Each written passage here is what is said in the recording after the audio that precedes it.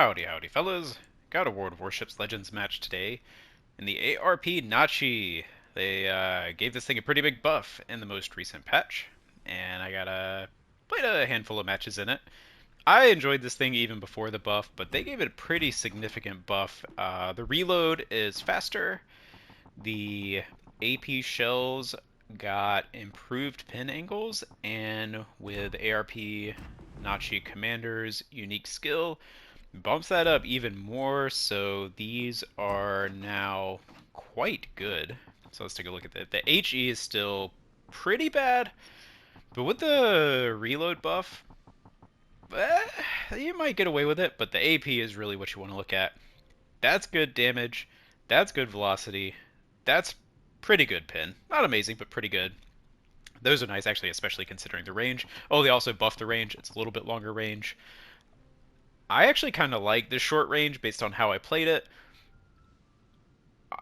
I understand, some people say like, oh, I actually want the shorter range to limit my engagement envelope and yada yada. I understand that, but I find that on average, the longer range is more beneficial more of the time. Understand the benefits of having shorter main battery range, and actually think there is a limit. That's one of the I wish you could turn off refill stations. The proximity proc giving it extra range. A lot of times I don't want it. Sometimes I do. Sometimes I don't. Wish you could turn it off. Anyway, they also changed the heal, gave it an extra one, and improved the amount that it heals by, I think, about 30%. It was like 0.75% per second. Now it's a 1% per second. It's a better heal. Yeah, like I said, I liked it before. I like it even better now. Here's how I've done. Maybe a little spoiler alert in the highest battle achievements, but oh, one more thing I wanted to look at is the AP on this thing versus, we'll go with New Orleans just because it's the tier 6 American, it's got similar AP, so remember 10 seconds, reload, 10 barrels, 5400, yada yada yada, so just keep that in your brain, and then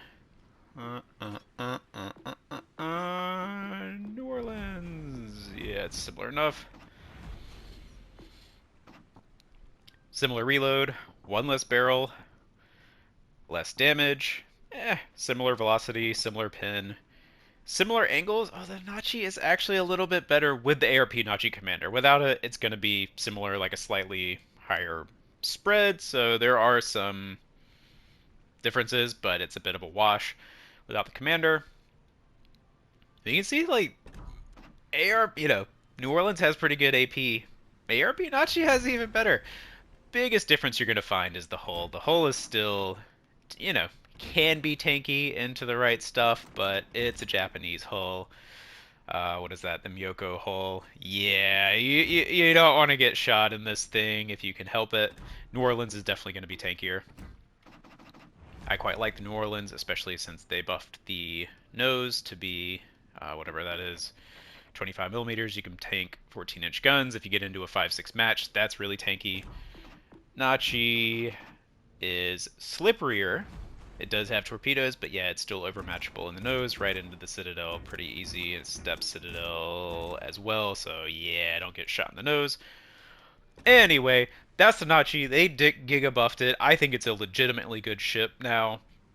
I don't know if I would specifically purchase it just because tier 6 is the way that it is. It's still a weird little gremlin of a ship, but I really like it, so that's Nachi. Here we go, on to the gameplay. Alright, thanks me of the past. Here we are in the Nachi on Mountain Range. It's a 6-7 match, which I tend to get a lot of. One of the reasons that I don't play it more than I do, and I don't know that I would fully recommend it as a must-have, even though I do think it's a legitimately good ship now. It's really good in a 5-6 match, and honestly, that's true for a lot of ships, but I think, I don't know, in some ways the Nachi can still hold its own in a 7 match, but it's definitely better. You got that side plating that can bounce 14-inch guns, although I find those less common even at tier 5 these days. Just everybody and their brother has a 15 or 16-inch gun these days. You just don't see as many 14-inch guns as you used to. They're still there, just not as many. Coming over here to see the flank we spawned on. Enemy team has a Yeah, failed division. It's an Iowa, Vanguard, and Surrey. They will show up later in the match as main characters. Destroyers in C, around C, doing fine stuff. Battleships maybe a little further back than I would like. Don't care that much. Scharnhorst is a juicy target, but because we haven't spotted, haven't spotted anyone else on the mat yet, I'm not super keen to engage him in open water because there are a lot of battleships that overmatch me, and he's not broadside, so that's not an amazing shot for the Nachi anyway. But as soon as he starts to angle a little bit, I'm close to this island. All right, now it's time to engage. Popping the fighter plane because I do have AL Talon. I'm running AL Talon and Einstein even with Ingenious. This thing has abysmal turret traverses. One of the reasons I wouldn't really want to run it with, what's his face, Yamamoto. It's 45 seconds base, doesn't even, it's a tier 6, so it doesn't even have the reload boost, or sorry, the reload mod. That turret traverse is awful. But with Einstein and Ingenious, it comes down to like 27 or so. I still wish it was a little bit faster based on how I want to play the ship. Juking in and out. But it's manageable. So, I fought the plane just to get a little tick up on AL Talon. I don't know, you could do Scott. I don't know that it's the best. I just like the way Talon works. Being able to kind of increment up. Every time you use a consumable or use a damage control party, there's like a little bit of extra benefit that you get. And I just enjoy that. Oh, Issei. Surprise Issei. Here we go. I think I could turn out. Here's where the fantastic concealment of the Nachi comes into play. You could definitely run like a double concealment build. Actually, on that point, and this is true for a lot of cruisers, that ways that you could play them, the Dutch cruisers can be problematic because cool, I've got a tier 6 cruiser that has fantastic concealment as one of its benefits. Guess what? The Dutch cruisers do it better anyway.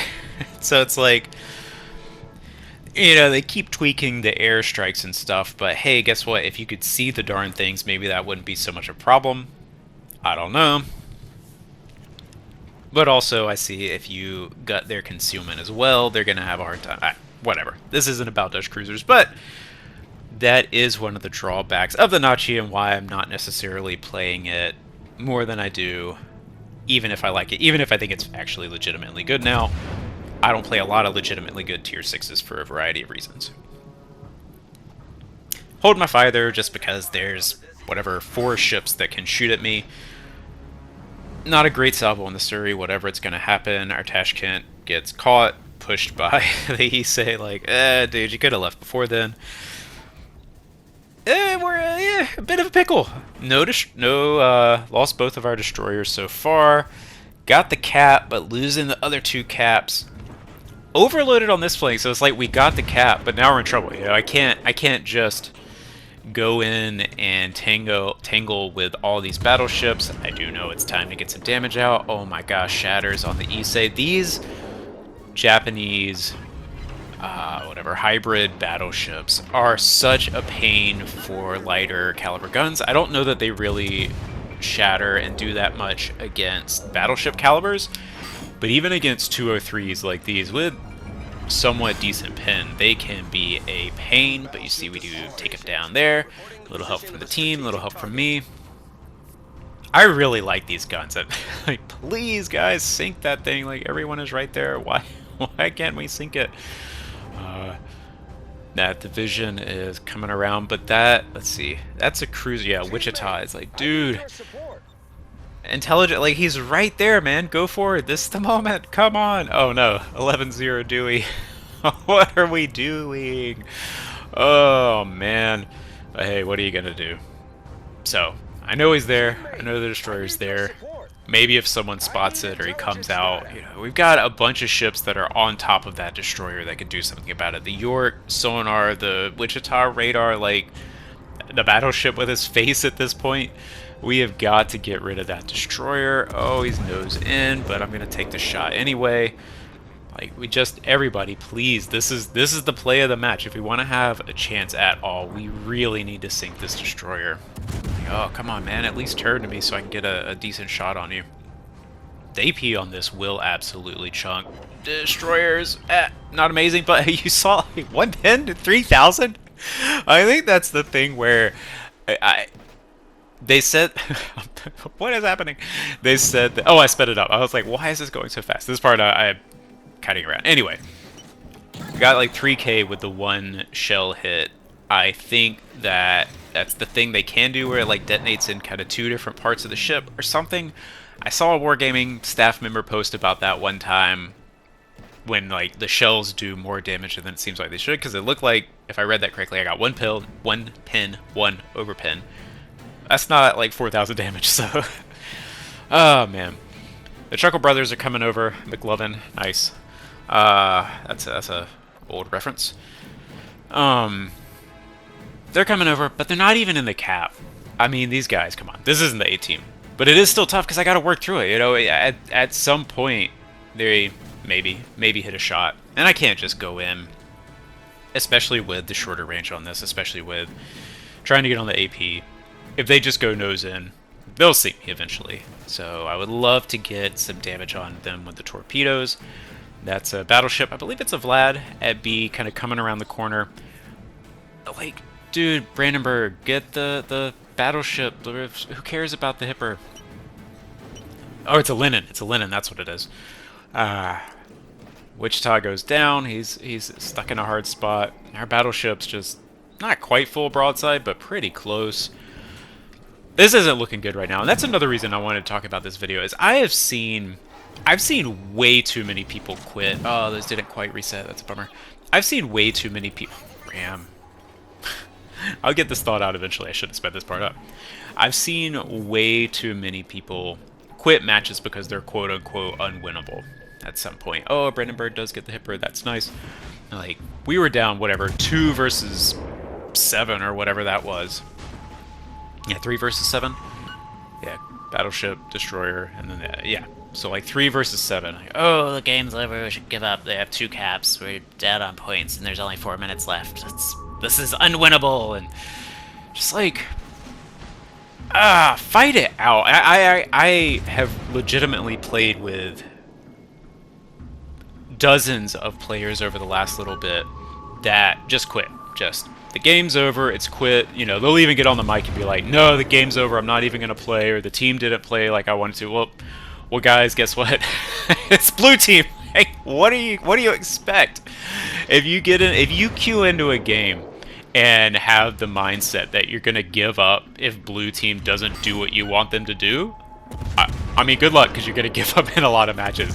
Additionally, if you give up when it looks like the team is losing, I mean, same thing, because that's just an everyday occurrence. Yeah, get a torp hit. Alright.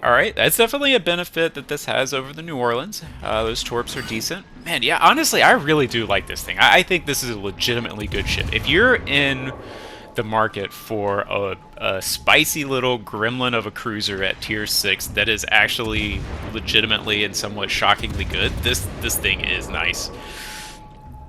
You see, we're chunking this Iowa, not getting the best hits, but we're getting some decent ones. And yeah, you know, someone said something like these guys are from the Naval Academy for the Blind with these shots, and honestly, like I've got no argument there. This like I said, this is not the A-team. I don't remember what their commander levels were. I don't think they were actually that low, but it's just everybody starts somewhere. I think these guys started at the bottom. Oh man. But I'm also, it's expert dodging, honestly. That's got to be what it is. It's just the expert dodging that's keeping them on their toes. But even with that, at some point, they will hit. I mean, it's only a matter of time in some way. So I've got to get the damage. And honestly, we're also running out of time in the match. There's only 2 minutes left and we're down on points. Oh, you know what? I actually thought that the Brandenburg sank the other destroyer, but it didn't. It runs away, and it's actually coming to me. Brandenburg's, like, you know, he did a solid thing. He's doing his thing. He knows he can't catch a destroyer chasing it, so he's just going to go to the cap. It's not an amazing option. It's not necessarily what you would pick. He's just going to go to the cap, because that's the best of the bad options that he's got. I'm going to turn around. I'm out of map. We're out of time. I got 2 minutes left to deal with 2 half-health ships.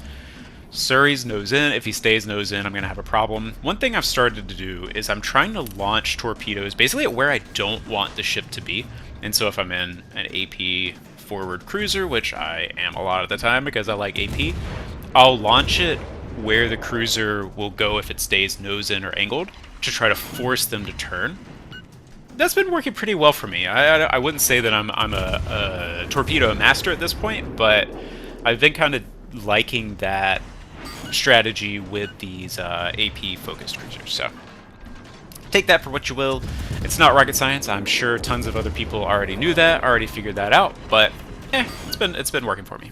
Yes. Oh, the Surrey just opens up. I don't know if it was just for back guns or if he's trying to launch torps. So I've got the sonar on, just in case they're coming. And here we go. This is it. We got 45 seconds left. The Brandenburg's about to flip the cap. Yeah, it's just up to me to finish this Vanguard off. He's broadside enough, and he is just eating it. This is a risky turn, but basically the calculation I've made right here is it's only going to take him like 1 or 2 lucky shells, honestly shells, not even shots, to get on me. If I can get those torpedoes out, even if I go down, as long as he goes down, we win this. I remember specifically right here, my adrenaline was pumping in that shot. I was like, no, calm down.